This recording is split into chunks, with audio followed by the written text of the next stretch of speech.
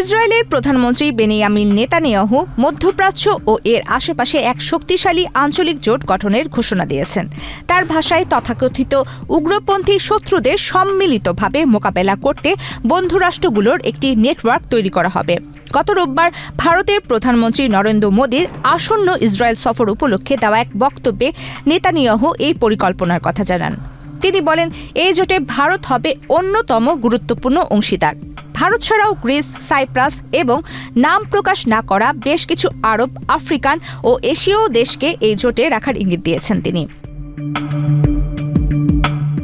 পদ্মা সেতু, metro rail এবং elevated expressway নির্মাণের গর্বিত অংশীদার বসুন্ধরা সিমেন্ট। আন্তর্জাতিক অপরাধ আদালত কর্তৃক যুদ্ধ অপরাধের দায়ে অভিযুক্ত নেতানিয়াহু এই জোটকে একটি হেক্সাগান বা ষড়ভুজ ব্যবস্থার সঙ্গে তুলনা করেছেন।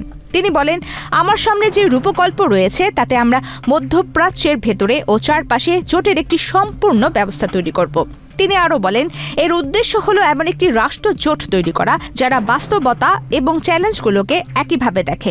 আমাদের এই লড়াই হবে উগ্রপন্থী অক্ষগুলোর বিরুদ্ধে, যার একটি হলো উগ্র শিয়া অক্ষ এবং অন্যটি হলো উদীয়মান উগ্র সুন্নি অক্ষ।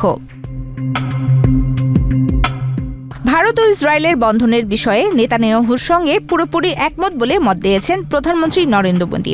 সামাজিক যোগাযোগ মাধ্যম এক্সের এক পোস্টে তিনি দুই দেশের বহুমুখী দ্বিপক্ষীয় সম্পর্কের কথাও উল্লেখ করেন। তিনি বলেন, ভারত ইসরায়েলের সঙ্গে দীর্ঘস্থায়ী বন্ধুত্বকে গভীরভাবে মূল্যায়ন করে, যা বিশ্বাস, উদ্ভাবন এবং শান্তি ও অগ্রগতির অভিন্ন অঙ্গীকারের উপর ভিত্তি করে গড়ে উঠেছে। গাজায় ইসরায়েলের গত কয়েক বছরের সামরিক অভিযানে ইরান সমর্থিত প্রতিরোধের অক্ষ অনেকটা দুর্বল হয়ে পড়েছে বলে দাবি করা হয়। গত জুনে ইরান ও ইসরায়েলের মধ্যে 12 দিনের সরাসরি যুদ্ধ সংঘটিত হয়েছিল, যেখানে যুক্তরাষ্ট্র সরাসরি অংশ নেয়। তবে গাজায় গণহত্যার অভিযোগে তুরস্ক ও সৌদি আরবের মতো সুন্নি প্রধান দেশগুলোর সঙ্গে ইসরায়েলের সম্পর্কে ব্যাপক অবনতি হয়েছে।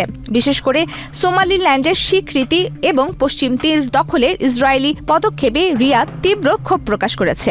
2020 সালে আব্রাহাম আর্কস এর মাধ্যমে ইসরায়েল ও আরব দেশগুলোর মধ্যে যে বন্ধুত্বপূর্ণ সম্পর্ক ও ব্যবসা বাণিজ্যের সুযোগ তৈরি হয়েছিল, গাজায় ইসরায়েলি হামলা ও গণহত্যার অভিযোগে এখন তা ভেঙে পড়ার উপক্রম হয়েছে। প্রমিতি কিবরে ইসলাম, বাংলাদেশ প্রতিদিন।